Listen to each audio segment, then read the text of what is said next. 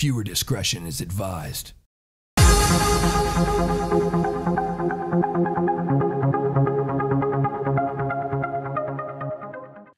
Hello, everybody, and welcome to my 40K Q&A is what it is. We've made it to 40,000 subscribers, and I have to thank every single one of you guys individually. It's just been an awesome journey on this channel. I know I haven't done a Q&A in a while, so I wanted to do one, and I asked people via Twitter to send in their questions. So don't worry if you weren't able to get one in. I will be doing a two-parter here. I'll be doing this one, and then I'll be doing another one, probably around the 45,000 range when we get there. So I think because it happened so fast that I'm like, oh my god, I just need to do the 40K, and I didn't till now. So send those questions in. They can be on Twitter. You can send me them via YouTube or even email if you'd like at jfaviano@gmail.com. Your choice. But I wanted to try to give everybody, it was kind of a last minute deal on Twitter, so all the Twitter followers got to send in questions. So if you wanted to send in a question for the Q&A, by all means, send it away, because I'll be doing one more of these in this range between 40 and 50,000 or whatever. Okay, so let's jump right in. Eric Kotlerov says, I know it's a touchy subject, but what religion are you? And I'm sure you know, if you're in a group of friends and you're talking to them, the number one thing you do not bring up is religion or politics, and I should do that as well. But I figure I owed him an honest answer. And basically, I'm non-religious. I'm not religious. I don't follow a religion at all. To me, the universe is my God, and that's what created everything. So I don't know. I can't explain it myself.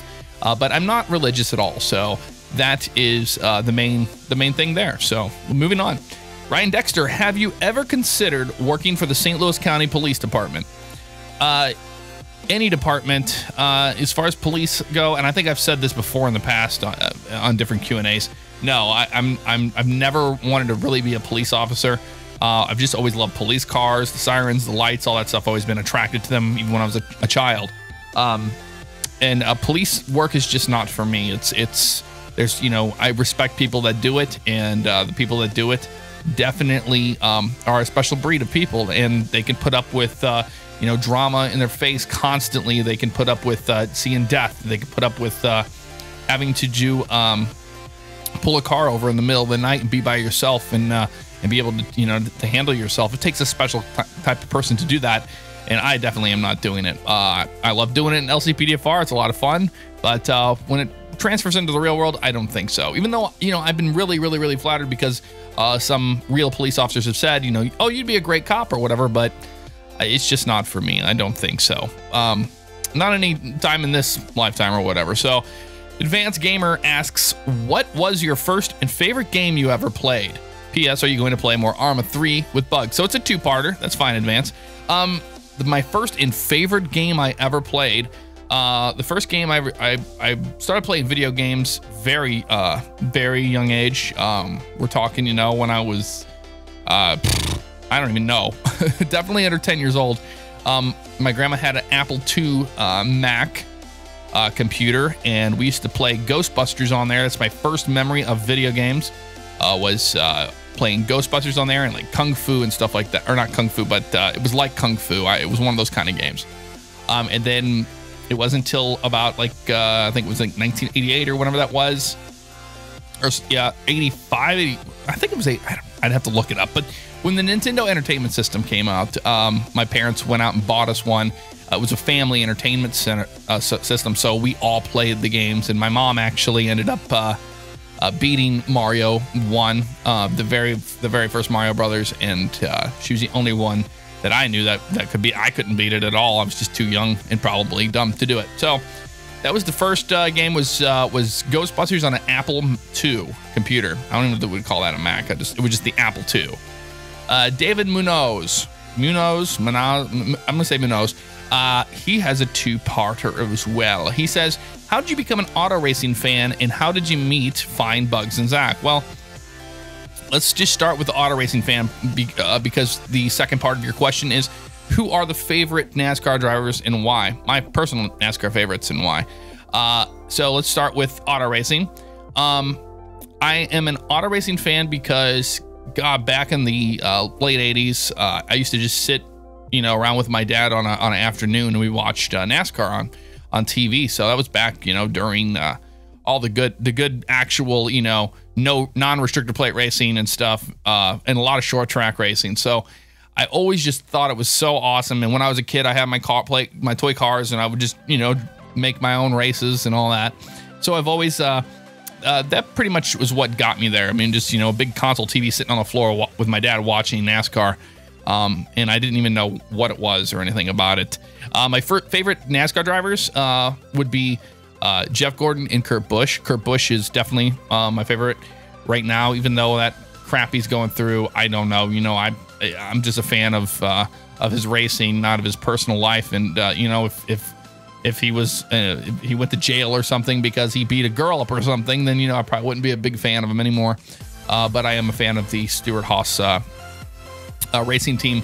And Jeff Gordon was, he was the rainbow, he was the rain back in the day in 1994. He used to play for Papyrus NASCAR racing, which was 94, and with a joystick just going around the track. And Jeff Gordon was always my favorite driver, just because he was up there in front all the time, and I liked his driving style. And through the years as I got older, I still maintain that. So Jeff Gordon, and I have to throw Dale Earnhardt in there, of course. I love Dale Earnhardt as well. But, when it comes down to it, even today, it's Jeff Gordon and Kurt Busch. So how did I meet and find Bugs and Zach? Well, I met Bugs through an old police clan we used to be in. Man, I'm moving around my chair a lot. An old police clan called the DPS, and that's where I first met him. And we began Code Zero with other people. And, over the years, those people left. We gained new people. Well, Zach was one of the people that joined. He was, we didn't really find him. I didn't even know much about him, honestly. He just showed up in the thing, and he said he wanted to play, and he was mature, and people were like, okay, yeah. I didn't even know. And then when I got to meet Zach, I love, you can't not like Zach. Well, I guess, everybody doesn't like somebody somewhere, but as far as that goes, it's just ever since then, it's been history. Zach's an awesome guy, and I'm very glad that he did write into us and was chosen. He was the chosen one. So let's move along here. Groovy Claus on Twitter, which is groovy, awesome. That you see him on typing there, leaving comments. He says, "What inspired you, made you want to record for YouTube?" That's a great question. What inspired me to actually do LCPDFR and stuff like that was Bugs. And I came across that Mac keeps going off over there. And it was, Bugs was out there doing those videos. And I was like, oh, somebody has to get inspiration somewhere. But I was already doing YouTube, not to any big level at all. I was doing YouTube with my flight simulator videos back in the day, and guitar videos. That was it. I just, I saw people on YouTube doing, I could play this guitar solo or whatever. And I was like, well, I can probably play that better. And then if I did put that out, then people could actually learn how to properly play it. So I went on and I put out a video for a Pink Floyd solo, which was Poles Apart was the name of the song. And I put that out there, and it got a lot of ground, and a lot of people sent me messages and stuff. And I always thought that was so cool because, I used to write people all the time and ask them questions on YouTube because I thought it was a community like that, and they would never respond to me. And I was like, that's just really shitty. It's like, you're not a celebrity. You're not anybody. You're a person just like everybody else.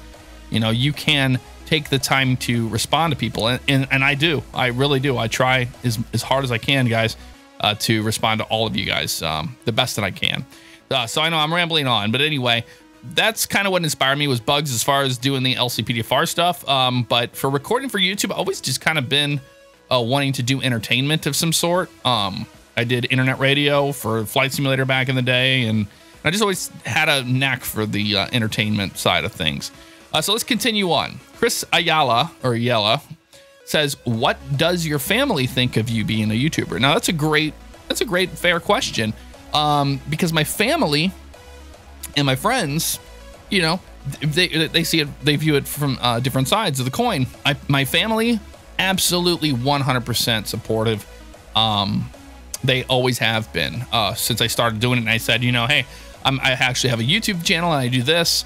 They knew I was a gamer at heart, but they kind of knew that, you know, I like to do entertainment because I was doing the flight simulator radio stuff and doing radio shows whenever I could. But they didn't know, you know, what it's kind of hard to sit down and explain to somebody that this is what you do. They don't understand it. A lot of people say that, you know, oh, well, you know, you're getting paid to do blah, blah, blah, blah, blah. And you know what? It took me 2 years to even get remotely close to be able to make an income off of it, to live off of it. And then even then it had to be exactly what I was making at my current job to quit it, to stay home and do this because I love doing it. But you know what? You've got to be a person that can handle pressure, can handle the negativity, and just entertain people, you know, being yourself. And that's all I do. Like, I don't ever like wake up and go, I have to make a video or blah, blah, blah, this. I mean, of a certain game I have in the past, like NASCAR, sometimes I was like stressed out. I was like, oh, this is just, you know, especially during the chase. It's like, oh, I just got to get in the mode, in the mood to do it. But me, I mean, I love doing it. So I wake up and I'm like, oh, okay, I'm ready to go for the day, ready to do it. But I just play the game and I happen to record it and edit it in a way that makes it entertaining in my opinion towards you guys. That's all I do. I don't get a persona and say, oh, I have to be this person online or do this or do this.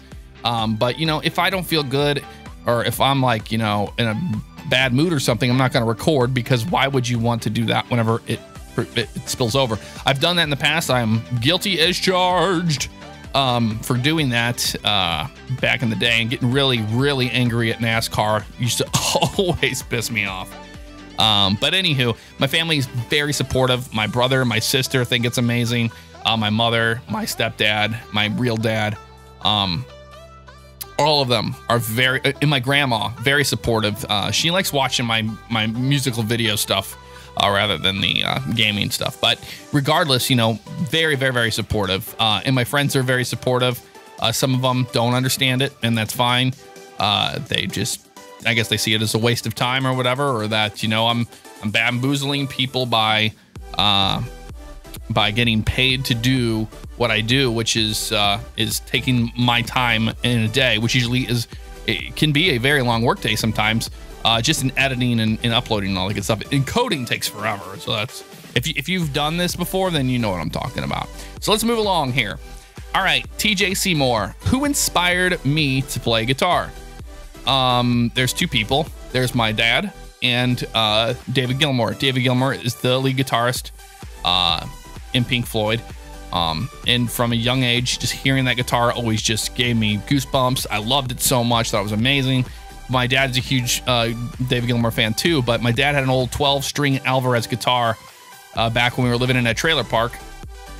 Back in like 1996, I think it was, 97. And he used to play it all the time, and I was just like, I want to learn how to play guitar. I think it would be, you know, awesome. I was already learning how to play piano, so guitar, I just kind of had a musical knack for it, and I picked it up pretty quickly. I learned, you know, G, C, and D, and I strummed through the chords. And it was a 12-string guitar, so no better guitar to learn on is a 12-string, and then you can easily transfer over to an acoustic, and then electric's like butter whenever you get to those strings because they don't hurt at all. You have to build your calluses up in your fingers. So, but who inspired me to play guitar was definitely my dad. He used to play it all the time for us when we were kids, and I always looked up to that. So that's the reason why I picked up guitar and started playing it. Major Pain, why did I start YouTube? And this is, you know, it kind of ties in with a whole other one of, you know, why do I do this and all that kind of stuff. But why did I start YouTube? It was just to help other people learn how to play a guitar solo. That's how I started the YouTube channel. There was nothing else to it. And then later on, you know, just moved that over into entertaining and gaming and stuff. And it just kind of grew from there. So continuing on here, we have Jordan Braun with, what is your best childhood memory? And I'm glad you asked this question. It's a really cool question. I was not expecting to get.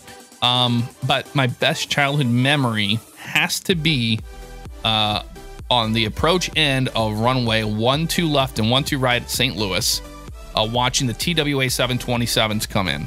And I'll tell you what, back in the 80s, late 80s, they had a big parking lot that was right before the runways, and you could go up there and sit and watch the planes come in, and it was just incredible. And if you know what a 727 is, they're very loud airplanes, and back then they weren't worried about hush kits and worried about noise abatements and all this, so it was very loud, and they come just screaming over the top, and that's really what made me fall in love with airplanes and fall in love with the transportation, like big rigs going on the highway and stuff. But definitely there is where I fell in love with airplanes, and my dad took me to air shows, or my mom and dad, my family took me to air shows. But just being in that parking lot, that's what did it.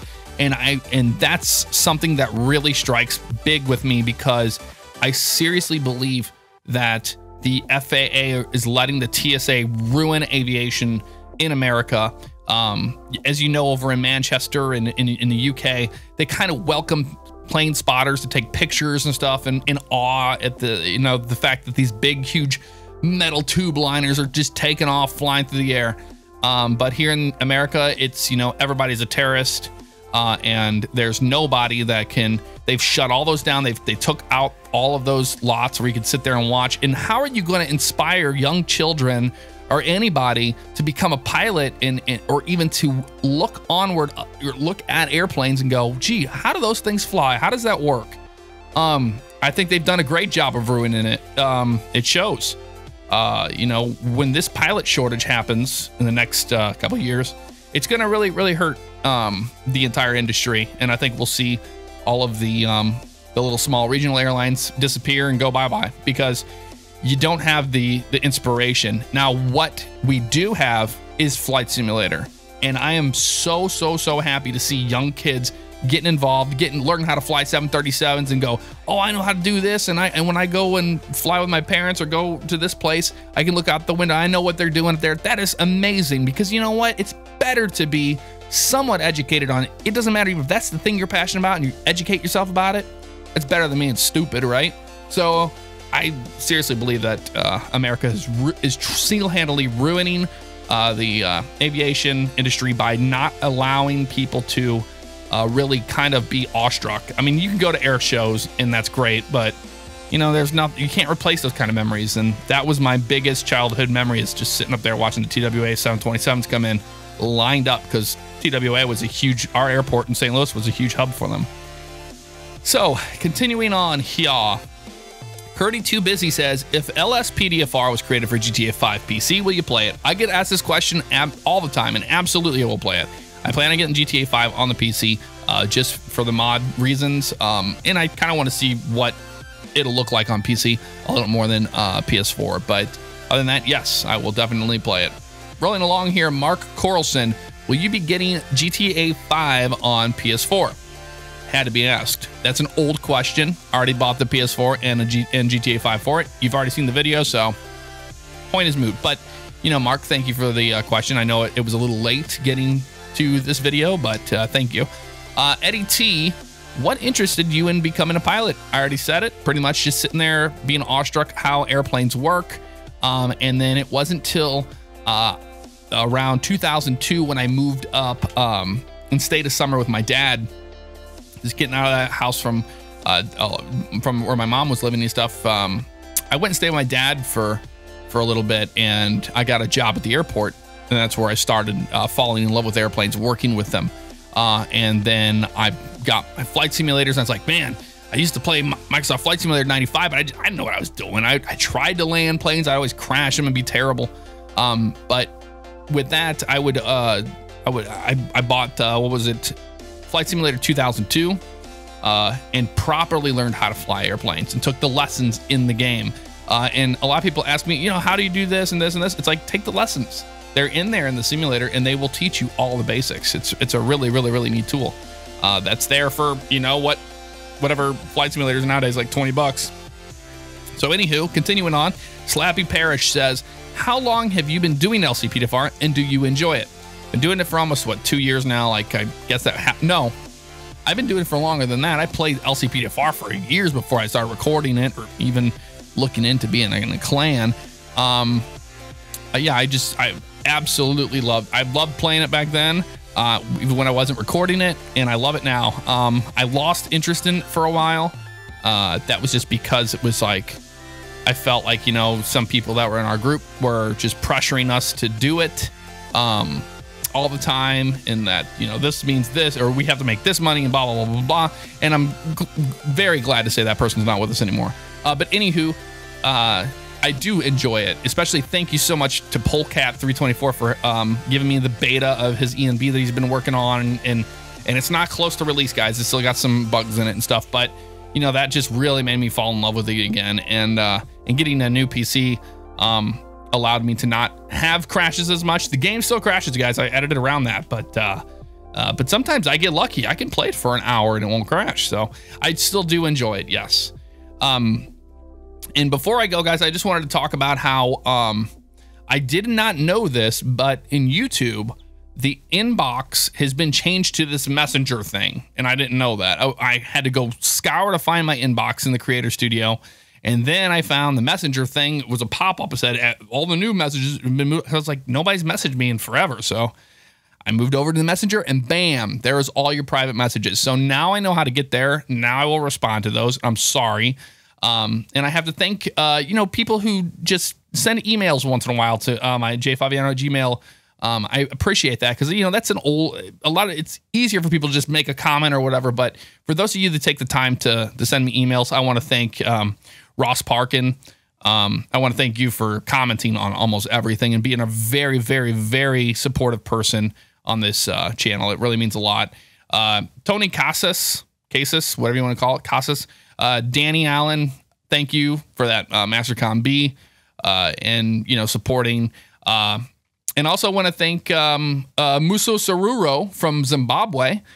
He wrote me a very nice short letter. I did read it, and I thank you very much for all those kind words said. So, guys, if you have any more questions, you can just leave them here in the comments below, or you can shoot me a tweet over at whatever it is. I think it's Jeff Fabiano on word or something. I'm terrible at that. And my email, jfaviano@gmail. So that's going to do it for me, guys. I'll see you next time. Take care.